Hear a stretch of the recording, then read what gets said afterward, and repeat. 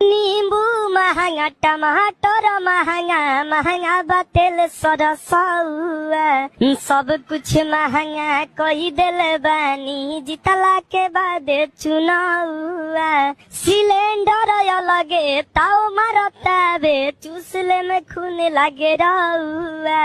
ई का कोइनी डुबाही देनिया पन नउआ। कहले रहनी गरीबी हटाइब, देश के बनाइब रउआ।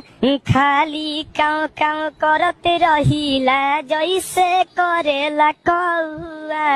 बरतन कपड़ा किनिए न पाई, बढ़ल बा तना भौआ। रउए बताई कैसे छवाई गरीब के आंगन मड़ौआ।